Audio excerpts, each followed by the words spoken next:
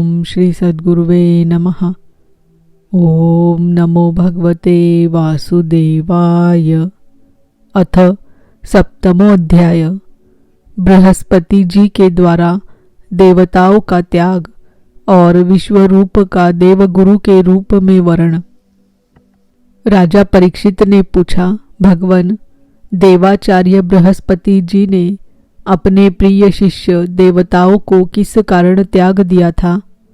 देवताओं ने अपने गुरुदेव का ऐसा कौन सा अपराध कर दिया था? आप कृपा करके मुझे बतलाइए। श्री शुकदेव जी ने कहा, राजन, इंद्र को त्रिलोकी का ऐश्वर्य पाकर घमंड हो गया था। इस घमंड के कारण वे धर्म मर्यादा का, सदाचार का उल्लंघन करने लगे थे। एक दिन की बात है, वे भरी सभा में अपनी पत्नी शची के साथ ऊंचे सिंहासन पर बैठे हुए थे।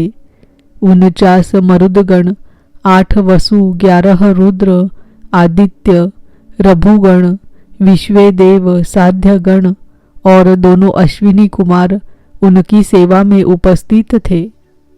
सिद्ध, चारण, गंधर्व, ब्रह्मवादी मुनिगण, विद्याधर, अप्सराएं, किन्नर, पक्षी और नाग उनकी सेवा और स्तुति कर रहे थे।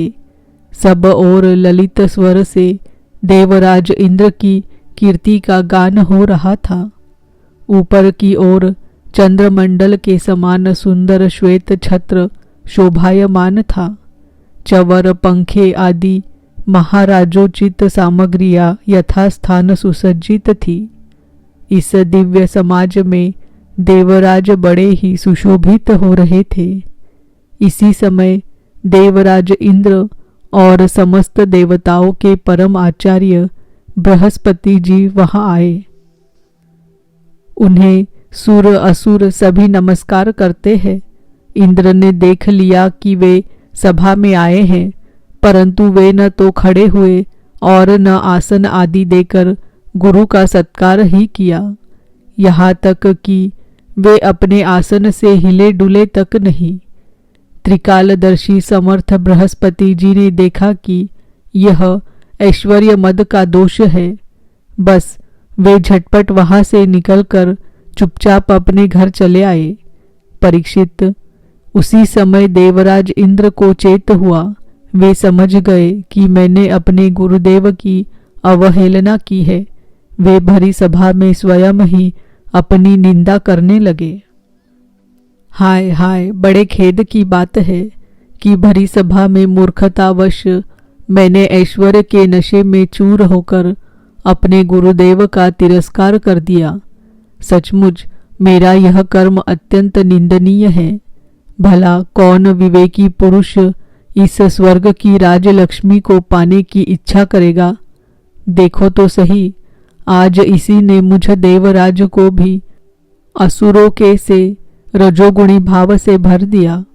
जो लोग यह कहते हैं कि सार्वभौम राज सिंहासन पर बैठा हुआ सम्राट किसी के आने पर राज सिंहासन से न उठे, वे धर्म का वास्तविक स्वरूप नहीं जानते।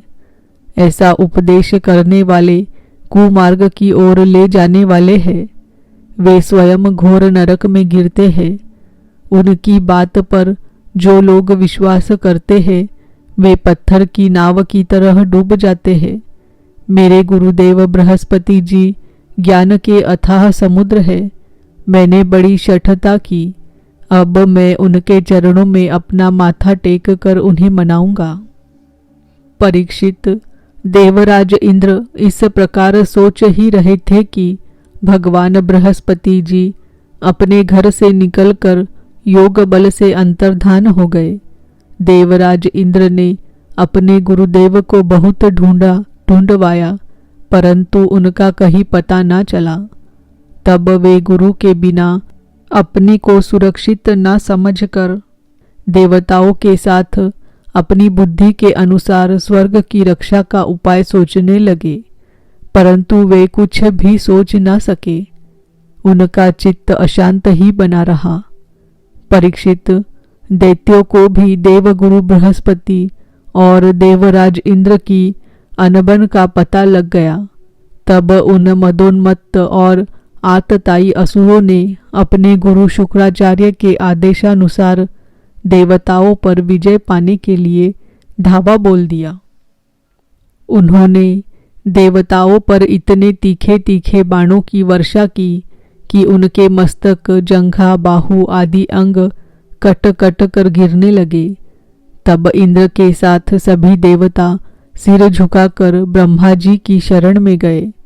स्वयंभू एवं समर्थ ब्रह्मा जी ने देखा कि देवताओं की तो सचमुच बड़ी दुर्दशा हो रही है।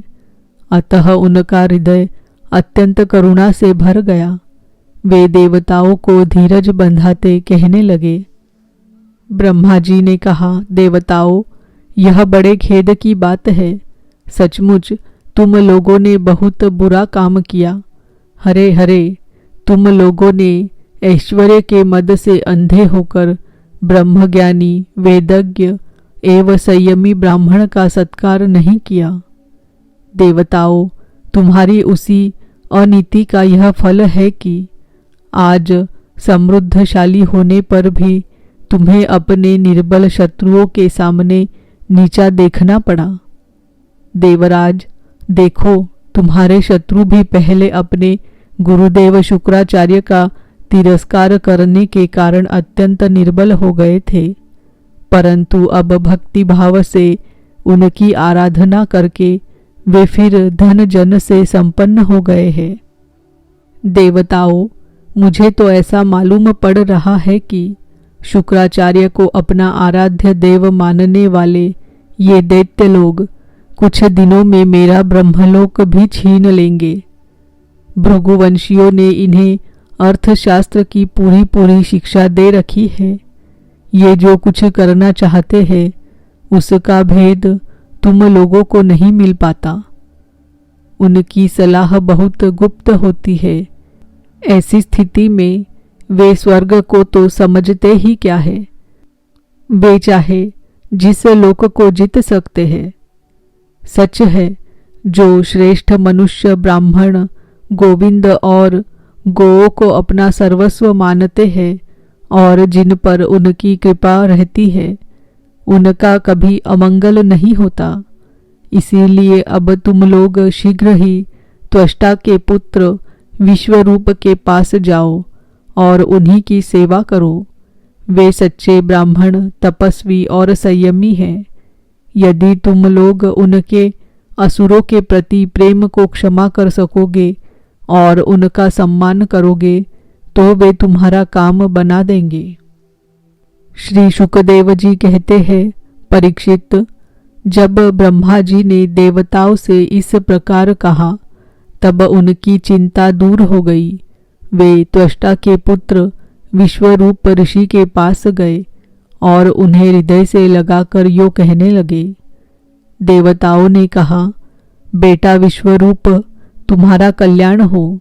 हम तुम्हारे आश्रम पर अतिथि के रूप में आए हैं। हम एक प्रकार से तुम्हारे पितर हैं, इसीलिए तुम हम लोगों की समयोचित अभिलाषा पूर्ण करो।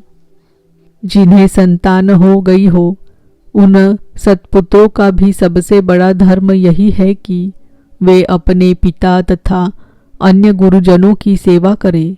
फिर जो ब्रह्मचारी है उनके लिए तो कहना ही क्या है। वत्स, आचार्य वेद की, पिता ब्रह्मा जी की, भाई इंद्र की और माता साक्षात पृथ्वी की मूर्ति होती है।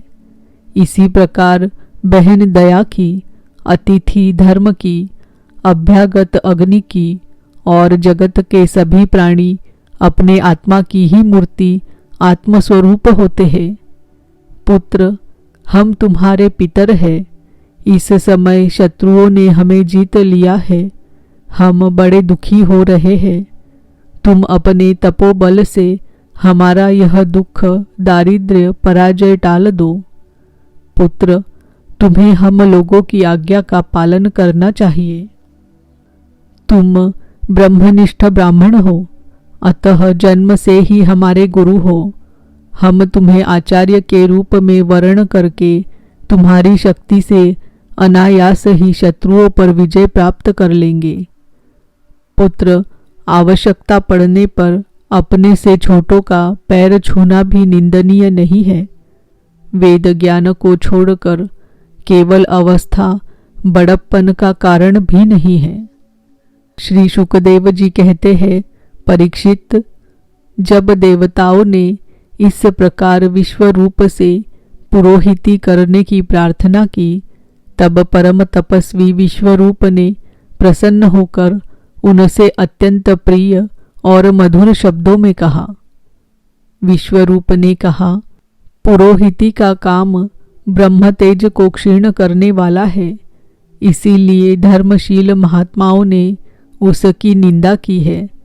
किंतु आप मेरे स्वामी हैं और लोकेश्वर होकर भी मुझसे उसके लिए प्रार्थना कर रहे हैं। ऐसी स्थिति में मेरे जैसा व्यक्ति भला आप लोगों को कोरा जवाब कैसे दे सकता है? मैं तो आप लोगों का सेवक हूँ। आपकी आज्ञाओं का पालन करना ही मेरा स्वार्थ है। देवगण, हम अकिंचन हैं। खेती कट जाने पर अथवा अनाज की हाट उठ जाने पर उसमें से गिरे हुए कुछ दाने चुन लाते हैं और उसी से अपने देव कार्य तथा पितृ कार्य संपन्न कर लेते हैं। लोकपालो, इस प्रकार जब मेरी जीविका चल ही रही है, तब मैं पुरोहिती की निंदनीय वृत्ति क्यों करूं? उससे तो केवल वे ही लोग प्रसन्न होते हैं जिनकी बुद्धि बिगड़ गई है। जो काम आप लोग मुझसे कराना चाहते हैं वह निंदनीय है, फिर भी मैं आपके काम से मुंह नहीं मोड़ सकता, क्योंकि आप लोगों की मांग ही कितनी है। इसीलिए आप लोगों का मनोरथ मैं तन मन धन से पूरा करूंगा। श्री शुकदेव जी कहते हैं, परीक्षित, विश्वरूप बड़े तपस्वी थे। देवताओं से ऐसी प्रतिज्ञा करके उनके वर्ण करने पर वे बड़ी लगन के साथ उनकी पुरोहिती करने लगे। यद्यपि शुक्राचार्य ने अपने नीति बल से असुरों की संपत्ति सुरक्षित कर दी थी, फिर भी समर्थ विश्वरूप ने वैष्णवी विद्या के प्रभाव से उनसे वह संपत्ति छीनकर देवराज इंद्र को दिला दी। राजन, जिस विद्या से सुरक्षित होकर इंद्र ने असुरों की सेना पर विजय प्राप्त की थी, उसका उदार बुद्धि विश्वरूप ने ही उन्हें उपदेश किया था। इति श्रीमद्भागवते महापुराणे पारमहंस्यां संहितायां षष्ठस्कन्धे सप्तमो अध्यायः। ओम नमो भगवते वासुदेवाय। ओम नमो भगवते वासुदेवाय। ओम नमो भगवते वासुदेवाय।